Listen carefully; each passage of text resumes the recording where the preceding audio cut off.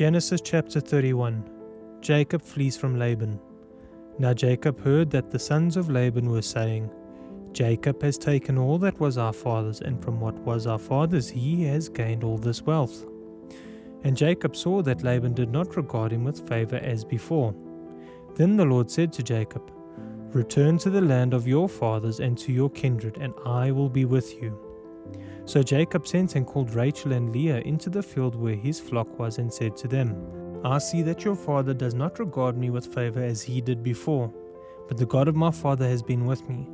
You know that I have served your father with all my strength, yet your father has cheated me and changed my wages 10 times. But God did not permit him to harm me. If he said, The spotted shall be your wages, then all the flock bore spotted. And if he said, The striped shall be your wages, then all the flock bore striped. Thus God has taken away the livestock of your father and given them to me. In the breeding season of the flock I lifted up my eyes and saw in a dream that the goats that mated with the flock were striped, spotted, and mottled.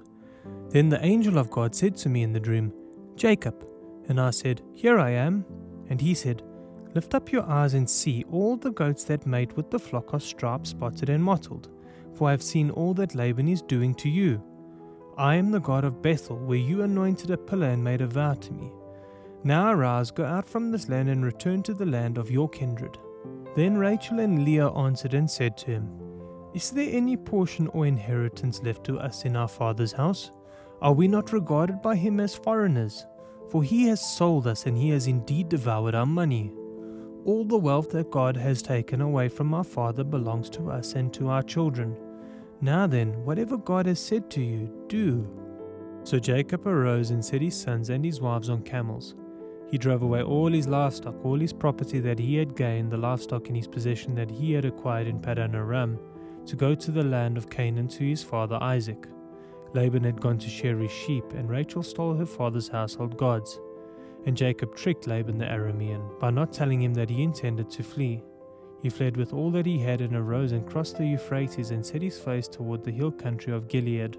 When it was told Laban on the 3rd day that Jacob had fled, he took his kinsman with him and pursued him for 7 days and followed close after him into the hill country of Gilead. But God came to Laban the Aramean in a dream by night and said to him, Be careful not to say anything to Jacob, either good or bad. And Laban overtook Jacob. Now Jacob had pitched his tents in the hill country, and Laban with his kinsmen pitched tents in the hill country of Gilead. And Laban said to Jacob, What have you done that you have tricked me and driven away my daughters like captives of the sword? Why did you flee secretly and trick me, and did not tell me, so that I might have sent you away with mirth and songs, with tambourine and lyre? And why did you not permit me to kiss my sons and my daughters farewell? Now you have done foolishly. It is in my power to do you harm, but the God of your father spoke to me last night, saying, Be careful not to say anything to Jacob, either good or bad. And now you have gone away, because you long greatly for your father's house. But why did you steal my gods?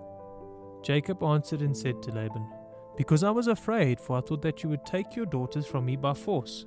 Anyone with whom you find your God shall not live. In the presence of our kinsmen, point out what I have that is yours, and take it. Now Jacob did not know that Rachel had stolen them.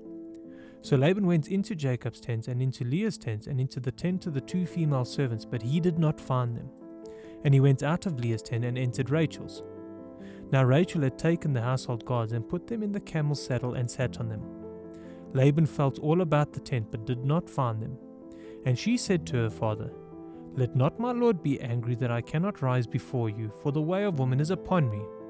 So he searched, but did not find the household gods. Then Jacob became angry and berated Laban. Jacob said to Laban, What is my offense? What is my sin that you have hotly pursued me? For you have felt through all my goods. What have you found of all your household goods? Set it here before my kinsmen and your kinsmen, that they may decide between us two. These 20 years I have been with you. Your ewes and your female goats have not miscarried, and I have not eaten the rams of your flocks. What was torn by wild beasts I did not bring to you. I bore the loss of it myself. From my hand you required it, whether stolen by day or stolen by night. There I was, by day the heat consumed me, and the cold by night, and my sleep fled from my eyes. These 20 years I have been in your house. I served you 14 years for your 2 daughters and 6 years for your flock, and you have changed my wages 10 times. If the God of my father, the God of Abraham, and the fear of Isaac had not been on my side, surely now you would have sent me away empty-handed. God saw my affliction and the labor of my hands, and rebuked you last night." Then Laban answered and said to Jacob, "The daughters are my daughters, the children are my children, the flocks are my flocks, and all that you see is mine. But what can I do this day for these my daughters, or for their children whom they have borne? Come now, let us make a covenant, you and I, and let it be witness between you and me." So Jacob took a stone and set it up as a pillar.